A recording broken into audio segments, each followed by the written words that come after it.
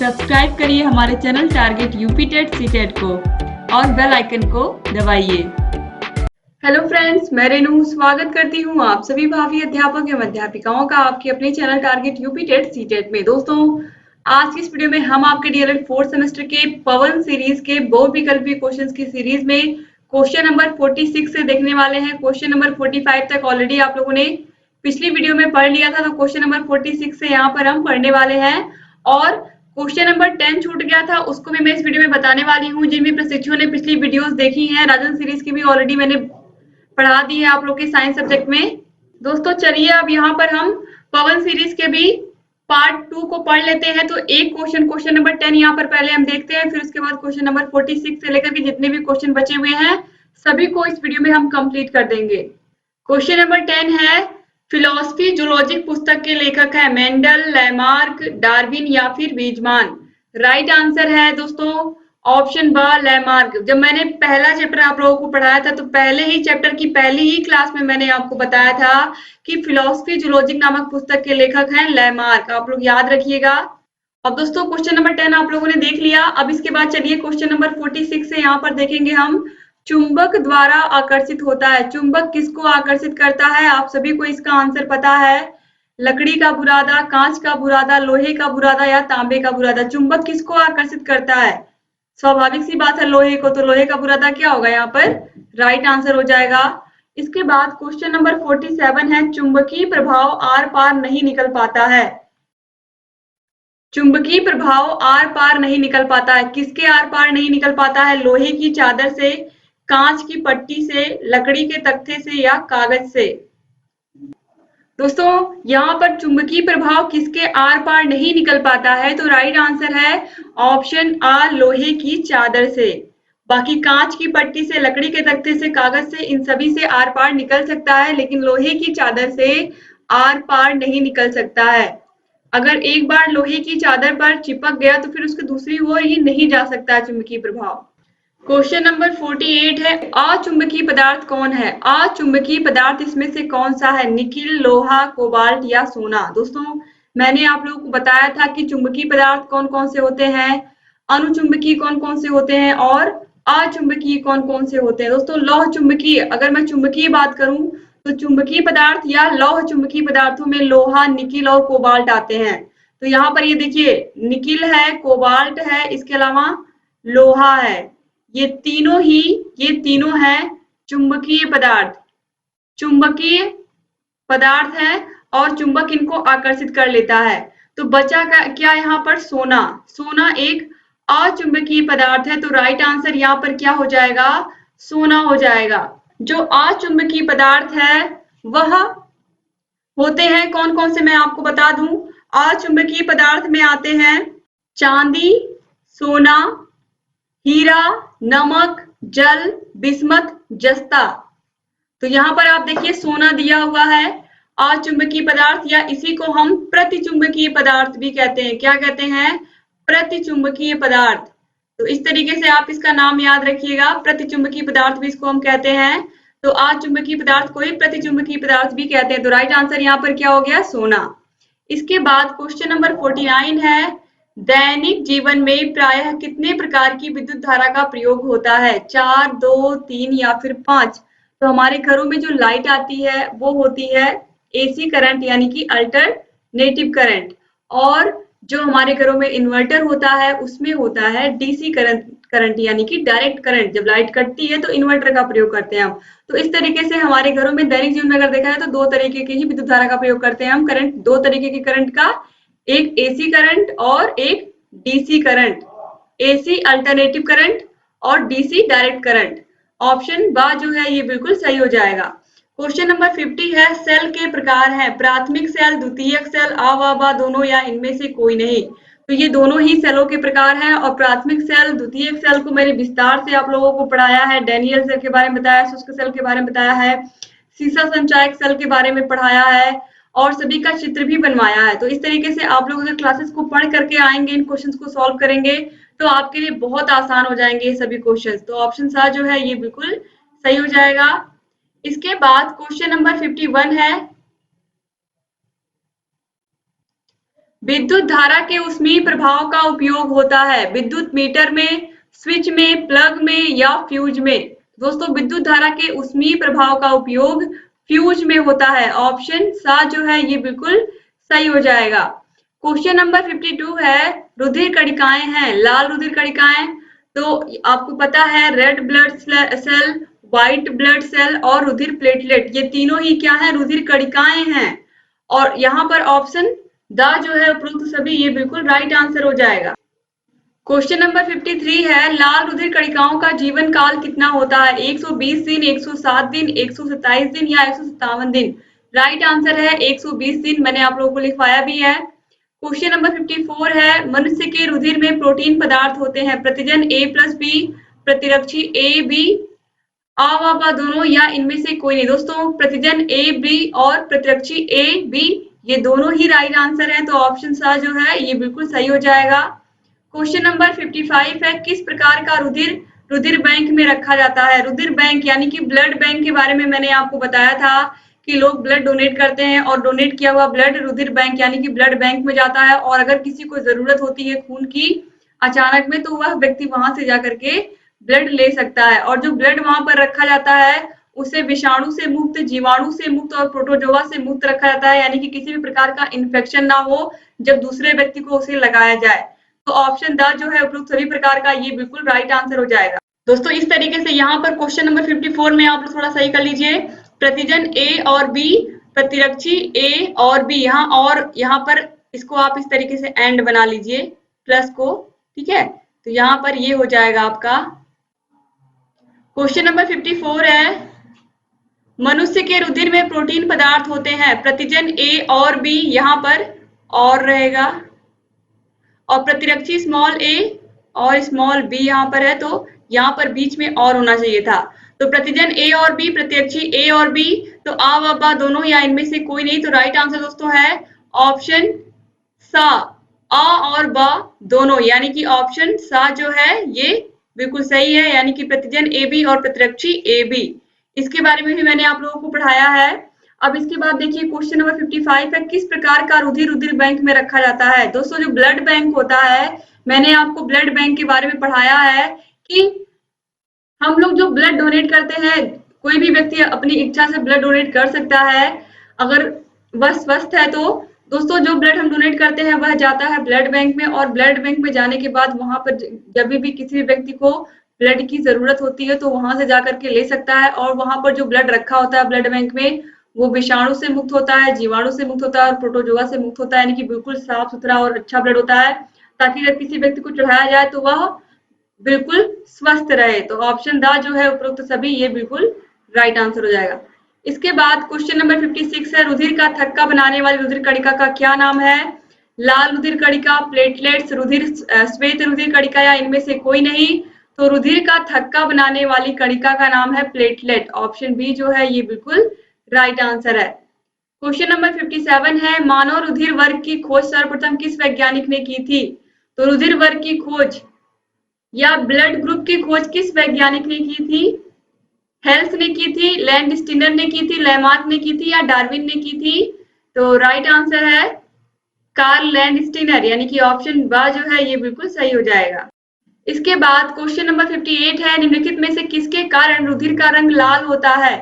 Fibrinogen, fibrin, haemoglobin या प्रतिजन। तो दोस्तों हीमोग्लोबिन के कारण ही रुधिर का जो रंग होता है वो लाल होता है। क्वेश्चन नंबर 59 है, रक्त को कितने वर्गों में बांटा गया है। 2, 1, 5 या फिर 4। तो रक्त को यानी कि ब्लड को 4 वर्गों में बांटा गया है, ए बी, ए बी और ओ वर्ग। और सर्वग्राही कौन है, सर्वदाता कौन है, आप लोगों को पता है कि जो ओ है ये सर्वदाता है और ए बी क्या है, सर्वग्राही है। तो क्वेश्चन नंबर 60 है, ओ रक्त वर्ग क्या है, सर्वदाता है, सर्वग्राही है, आ व बा दोनों या इनमें से कोई नहीं। तो आपको पता है कि जो ओ रक्त वर्ग है ये सर्वदाता है, सभी को अपना ब्लड डोनेट कर सकता है, कोई किसी भी ब्लड ग्रुप का हो, सभी को ये अपना ब्लड डोनेट कर सकता है। तो ऑप्शन आ जो है ये बिल्कुल राइट हो जाएगा। और सर्वग्राही कौन है, सर्वग्राही है ए बी, यानी कि यह किसी का भी रक्त ले सकता है। क्वेश्चन नंबर 61 है रक्त की संरचना के मुख्य अवयव हैं रक्त कणिकाएं, रुधिर प्लाज्मा, आवा दोनों या इनमें से कोई नहीं। तो रक्त की संरचना के मुख्य अवयव दोस्तों रक्त कणिकाएं भी होती हैं और रुधिर प्लाज्मा भी होता है। तो ऑप्शन सा जो है ये बिल्कुल सही हो जाएगा। अब मैं आपको बता दूं कि रक्त के कौन कौन से भाग हैं या रक्त की संरचना में मुख्य अवयव कौन कौन से हैं। अगर इस तरीके का क्वेश्चन आता है तो आपको 4 भाग बताने हैं। रक्त कणिकाओं में कौन कौन आएगा, रेड ब्लड सेल यानी कि लाल रक्त कणिकाएं, व्हाइट ब्लड सेल यानी कि श्वेत रुधिर कणिकाएं और रुधिर प्लेटलेट्स और चौथा है रुधिर प्लाज्मा। तो इस तरीके से 4 अवयव हो गए। लेकिन अगर एग्जाम में इस तरीके का क्वेश्चन पूछ रहा है कि रक्त कितने प्रकार का होता है तो रक्त 3 प्रकार का होता है, red blood cell, white blood cell और प्लेटलेट्स। इसके बाद क्वेश्चन नंबर 62 है रक्त के कार्य हैं हार्मोन्स का संवहन, पोषक पदार्थों का संवहन, तापक्रम का नियमन या उपरोक्त सभी। तो ये सभी ब्लड के काम है। तो ऑप्शन द जो है ये बिल्कुल सही हो जाएगा। और रक्त के कार्य आपको पता ही है कि पूरे शरीर में ये क्या करते हैं, पोषक पदार्थों को पहुंचाते हैं, इसके अलावा ऑक्सीजन को पहुंचाते हैं, हार्मोन का संवहन करते हैं। तो ब्लड बहुत इंपॉर्टेंट ऑर्गन है हमारे शरीर में, या ब्लड का बहुत महत्वपूर्ण योगदान होता है हमारे पूरे शरीर के संचालन में। क्वेश्चन नंबर 63 है भारत में एनीमिया के क्या कारण है, गरीबी, अज्ञानता, गंदा रहन सहन या उपरोक्त सभी। तो दोस्तों ये सभी एनीमिया के कारण है और एनीमिया में खून की कमी हो जाती है, आप लोगों को पता ही है। क्वेश्चन नंबर 64 है आरबीसी की जीवन अवधि कम हो जाती है। कौन से रोग में जो आरबीसी यानी कि रेड ब्लड सेल है, लाल रक्त कणिकाएं हैं, उनका जीवन काल कम हो जाता है। अभी आपने पिछले क्वेश्चंस में देखा है कि लाल रक्त कणिकाओं का जीवन काल 120 दिन का होता है, लेकिन इस रोग की वजह से घट करके 20 दिन हो जाता है। इनका जीवन अवधि इनकी बहुत कम हो जाती है। तो ऐसा किस रोग में होता है, एनीमिया में तो बिल्कुल नहीं। और यहाँ पर ये भी गलत है दोस्तों, हीमोफीलिया भी गलत है। राइट आंसर है थैलेसीमिया। थैलेसीमिया रोग में जो रेड ब्लड सेल हैं इनकी जीवन अवधि 120 दिन से घट करके 20 दिन हो जाती है, यानी कि जीवन अवधि बहुत कम हो जाती है। तो इसलिए ऑप्शन आ जो है थैलेसीमिया बिल्कुल राइट आंसर है। क्वेश्चन नंबर 65 है रक्त का थक्का बनने की प्रक्रिया धीमी हो जाती है। कौन से रोग में जो रक्त का थक्का है इसके बनने की जो प्रक्रिया है वो बहुत धीमी हो जाती है। थैलेसीमिया में तो बिल्कुल नहीं, क्योंकि इसमें क्या होता है रेड ब्लड सेल जो होते हैं इनकी जीवन अवधि कम हो जाती है। हीमोफीलिया में, एनीमिया में या श्वेत कण कोशिकाहीनता में। तो राइट आंसर दोस्तों यहाँ पर हो जाएगा दोस्तों यह होता है हीमोफीलिया में, यानी कि हीमोफीलिया रोग अगर किसी को होता है, कहीं कट गया है, कहीं चोट लग गई है, खून बह रहा है, तो वो खून जमता ही नहीं है, यानी कि रक्त का थक्का बनता ही नहीं है। तो इस तरीके से हीमोफीलिया में क्या होता है, रक्त का थक्का जमता ही नहीं है, यानी कि रक्त का थक्का ही नहीं बनता है और व्यक्ति के शरीर से बहुत अधिक ब्लड बह जाता है। और थैलेसीमिया में क्या होता है, जो रेड ब्लड सेल है उनका जीवन काल कम हो जाता है। तो इन दोनों रोगों के बारे में मैंने पढ़ाया है आप लोगों को। इसके बाद क्वेश्चन नंबर 66 है WBC कम हो जाती है, यानी कि व्हाइट ब्लड सेल किसमें कम हो जाते हैं, एनीमिया में, थैलेसीमिया में, श्वेत कण कोशिकाहीनता में या हीमोफीलिया में। तो राइट आंसर है श्वेत रक्त कण कोशिकाहीनता में। तो श्वेत कण कोशिकाहीनता में क्या हो जाता है, व्हाइट ब्लड सेल कम हो जाते हैं। ऑप्शन सा जो है ये बिल्कुल राइट आंसर हो जाएगा। WBC जो है इनकी जो संख्या है शरीर में बहुत कम हो जाती है और WBC का काम क्या होता है, जो व्हाइट ब्लड सेल होते हैं ये हमारे शरीर की रोगों से रक्षा करते हैं, ये हमारे शरीर के बॉडीगार्ड होते हैं। क्वेश्चन नंबर 67 है लिवर सिरोसिस रोग का क्या कारण है, हीमोफीलिया, एनीमिया, थैलेसीमिया या फिर इनमें से कोई नहीं। दोस्तों लिवर सिरोसिस रोग का मुख्य कारण है हीमोफीलिया। ऑप्शन आ जो है ये बिल्कुल राइट आंसर है। क्वेश्चन नंबर 68 है एड्स का पूरा नाम है additional immuno deficiency syndrome, acquired immuno deficiency syndrome. तो ऑप्शन ब भी गलत है। अब देखिए दोस्तों यहाँ पर देखिए ऑप्शन ब है एक्वायर्ड इम्यूनो डिफिशियंसी सिम्टम्स, यहाँ पर सिम्टम दिया हुआ है। ऑप्शन सा जो है एक्वायर्ड इम्यूनो डिफिशियंसी सिंड्रोम ये बिल्कुल राइट आंसर है। तो एक्वायर्ड इम्यूनो डिफिशियंसी सिंड्रोम ये एड्स का फुल फॉर्म है और यही राइट आंसर है। क्वेश्चन नंबर 69 है, विश्व एड्स दिवस कब मनाया जाता है? 1 जून को, 1 नवंबर को, 1 दिसंबर को या 1 मई को? तो राइट आंसर है 1 दिसंबर को। इसको भी मैंने आपको लिखवाया था, नोट जब बनवाया था। तो विश्व एड्स दिवस ये हमेशा के लिए आपको याद रखना है, यूपी टेट में भी पूछ सकता है, सुपर टेट में भी पूछ सकता है। क्वेश्चन नंबर 70 है, सर्वप्रथम एड्स वायरस कब देखा गया था? 1980 में, 1981 में, 1982 में या 1983 में? तो राइट आंसर है दोस्तों ऑप्शन ब 1981 में। क्वेश्चन नंबर 71 है, एचआईवी से प्रभावित होने वाली कोशिका का क्या नाम है? T1, T2, T3 या T4? तो राइट आंसर है T4। क्वेश्चन नंबर 72 है, एड्स की उपचार की औषधि है जाइडोवुडाइन, इंसुलिन, स्ट्रेप्टोमाइसिन या कोबाल्ट थेरेपी? राइट आंसर है ऑप्शन आ जाइडोवुडाइन। ऑप्शन आ याद रखिएगा, बहुत इंपॉर्टेंट है। इसके बाद आगे देखेंगे, क्वेश्चन नंबर 73 है, एड्स की सिरमी जांच के लिए उपयुक्त प्रमुख परीक्षण है ELISA kit, western blot kit, blood group kit या इनमें से कोई नहीं? दोस्तों राइट आंसर है ऑप्शन आ एलिसा किट। एलिसा परीक्षण एड्स के लिए किया जाता है, ऑलरेडी मैंने आप लोगों को इसके बारे में पहले भी बताया है। क्वेश्चन नंबर 74 है दोस्तों, एड्स से बचने की क्या क्या सावधानियां हैं? दोस्तों एज ए टीचर, क्योंकि आप सभी लोग भी शिक्षक बनने जा रहे हैं, तो आप सभी लोगों को इन सभी के बारे में जानकारी होनी चाहिए, क्योंकि अगर आपको जानकारी रहेगी तभी आप अपने स्टूडेंट्स को इनकी जानकारी दे पाएंगे। तो यहाँ पर दोस्तों एड्स से बचने की कौन कौन सी सावधानियां हैं, किन किन कारणों से एड्स होता है, ऑलरेडी मैंने आप लोगों को नोट्स में बताया है। जब मैंने नोट्स आप लोगों को पढ़ाए हैं, वीडियोस बनाई है, आपको पता है कि एड्स के बारे में मैंने पूरा डिटेल में आपको पढ़ाया है, हीमोफीलिया के बारे में बताया है, जो भी ब्लड से होने वाले रोग है सभी के बारे में मैंने बताया है। तो यहाँ पर ऑप्शन आ देखिए, शिक्षा द्वारा सुरक्षित स्त्री सहवास, कॉन्डोम की व्यवस्था व सही उपयोग, सुरक्षित रक्त संचरण, ये सभी सावधानियां हैं एड्स से बचने की। तो ऑप्शन द जो है उपयुक्त सभी, ये बिल्कुल राइट आंसर होगा। एज ए टीचर हम सभी लोगों को इसकी जानकारी होनी चाहिए, तभी हम समाज में इसके प्रति जागरूकता फैला पाएंगे। क्वेश्चन नंबर 75 हम देखेंगे, 1984 में किस वैज्ञानिक ने एचआईवी का आविष्कार किया या एचआईवी के बारे में लोगों को जागरूक किया? लुक मॉन्टेग्नियर, रॉबर्ट सी गैलो, क्रिश्चियन बर्नार्ड या फिर लुइस पास्चर? राइट आंसर है ऑप्शन ब रॉबर्ट सी गैलो। इसके बाद अगला क्वेश्चन हम देखेंगे, क्वेश्चन नंबर 76, किस सेल को पुनः आवेशित किया जा सकता है? सीसा संचायक सेल, वोल्टीय सेल, शुष्क सेल, डैनियल सेल? जिन भी प्रशिक्षु ने राजन सीरीज पढ़ी है उनको पता होगा इसका आंसर। मैंने उसके भी बहुविकल्पी क्वेश्चंस को कराया है, उसमें मैंने आपको बताया था कि कौन सी सेल है जो एक बार डिस्चार्ज होने के बाद फिर से हम उसको चार्ज कर सकते हैं। हमारे घरों में इन्वर्टर वाली बैटरी, जिसे हम सीसा संचायक सेल बोलते हैं, सीसा कोई क्या बोलते हैं, लेड बोलते हैं ना। तो यहाँ पर आप देखिए सीसा संचायक सेल, तो ऑप्शन आ जो है ये बिल्कुल सही है, क्योंकि इन्वर्टर एक बार डिस्चार्ज होने के बाद फिर से क्या कर लेते हैं, हम उसको चार्ज कर लेते हैं। तो इस तरीके से चार्ज को हिंदी में क्या कहते हैं, आवेश कहते हैं।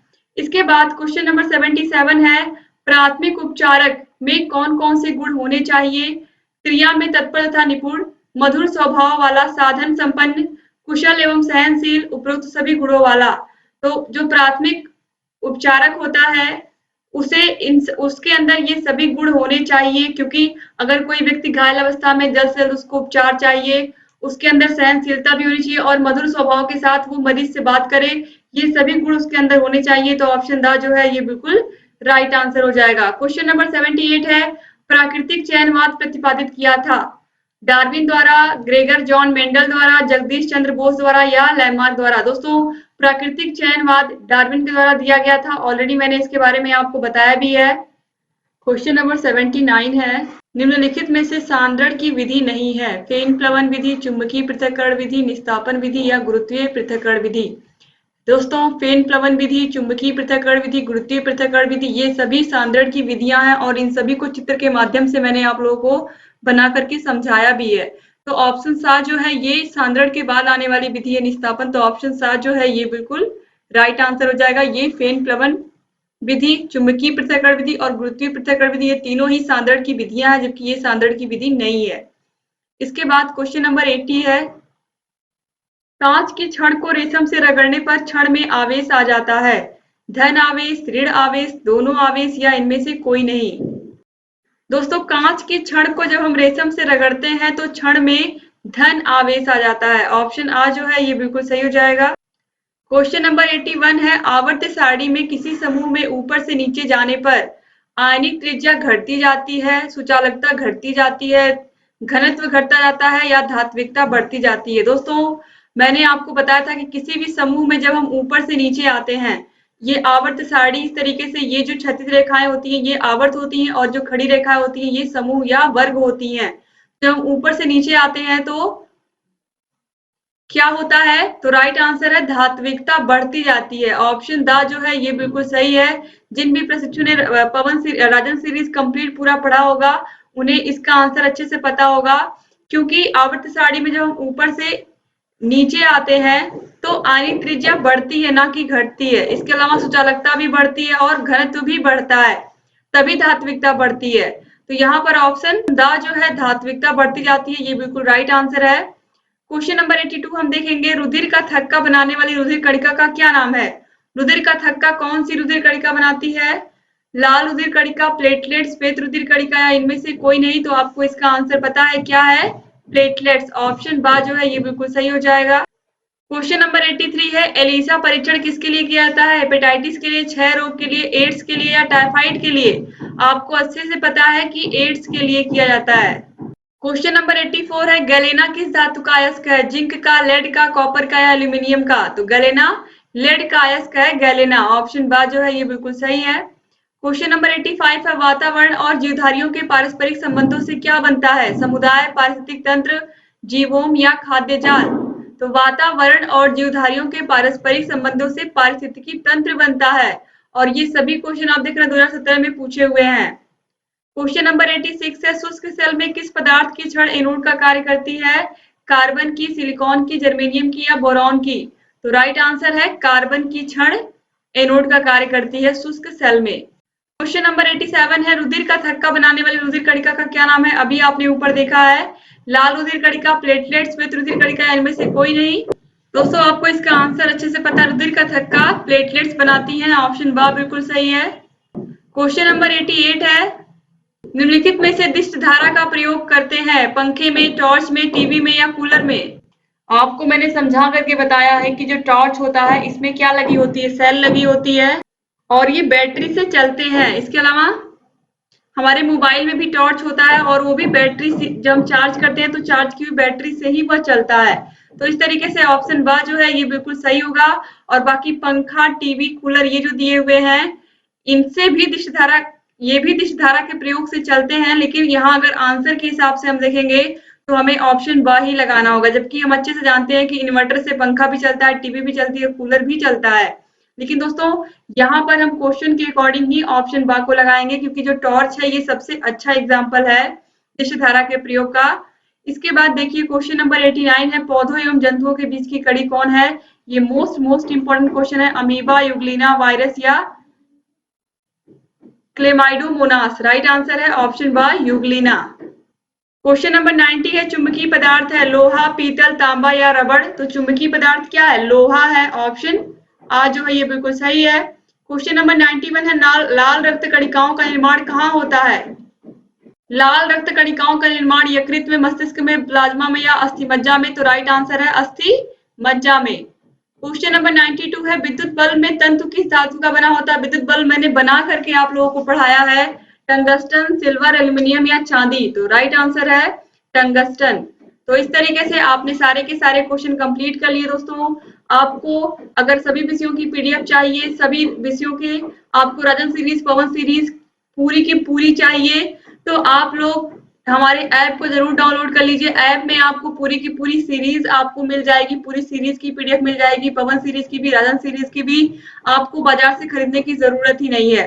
इसके अलावा हम सभी विषयों के जो हमने नोट्स बनाए हैं, नोट्स की भी पीडीएफ आपको ऐप में मिल जाएगी। तो ऐप अगर आप लोग डाउनलोड करते हैं तो ऐप में आपको बहुत सारी सुविधाएं मिलेंगी, सभी की पीडीएफ आपको वहां मिल जाएगी। पवन सीरीज, राजन सीरीज की सभी विषयों की पीडीएफ मिल जाएगी, जो मैंने नोट्स बनवाए हैं हैंड रिटन। तो आपके 8 के 8 सब्जेक्ट बहुत ही अच्छे से तैयार हो जाएंगे 4th सेमेस्टर में। तो आप लोग ऐप को अधिक से अधिक लोग डाउनलोड करिए और अगर वीडियो अच्छा लगा होगा तो प्लीज वीडियो को लाइक करके जाइएगा और अपने ऐसे प्यारे प्यारे कमेंट जरूर छोड़ के जाइएगा। दोस्तों, यूट्यूब पर आपको सभी विषयों की वीडियोस मिल जाएंगी, जितनी वीडियोस हमने बनाई है आपको सभी वीडियोस मिल जाएंगी यूट्यूब पर। आपको हिंदी और एसएसटी विषय प्रियंका मैम ने पढ़ा दिया है, पूरा कंप्लीट करा दिया है, और शांति शिक्षा भी प्रियंका मैम पढ़ा रही है टारगेट टीचर जॉब चैनल पर। आप लोग उनके चैनल को जरूर सब्सक्राइब कर लीजिए। और प्रियंका मैम ही आपको हिंदी एसएसटी और हिंदी सामाजिक अध्ययन और शांति शिक्षा के रजन सीरीज और प्रवन सीरीज को भी सॉल्व करवाएंगे। तो आप लोग प्लीज उनके चैनल पर भी जाकर के पढ़िए और सभी विषयों को वहां से भी समझिए। बाकी के विषय आपको target UP TET CTET channel पर मिलेंगे और सभी विषयों की लिंक आपको डिस्क्रिप्शन बॉक्स कमेंट बॉक्स में मिल जाएगी 8 के 8 विषयों की। तो आप 8 के 8 विषयों की वीडियोस को भी देखिए और अपनी तैयारी को बेहतर बनाइए। और अगर अभी तक आपने चैनल को सब्सक्राइब नहीं किया तो तुरंत सब्सक्राइब कर दीजिए और घंटी के निशान को भी प्रेस कर दीजिए ताकि जो भी नई वीडियोस हम बनाते हैं उसका नोटिफिकेशन आपके पास समय से जाए और आप हमारे सभी वीडियोस को ऐसे ही देखते रहें। तो मिलते हैं नेक्स्ट वीडियो में, तब तक अपना ख्याल रखिएगा, अपनी फैमिली का भी ख्याल रखिएगा। यहाँ आई बटन पर भी क्लिक करके आपको सभी वीडियोस की लिंक मिल जाएगी। तो मिलते हैं नेक्स्ट वीडियो में दोस्तों। जय हिंद दोस्तों।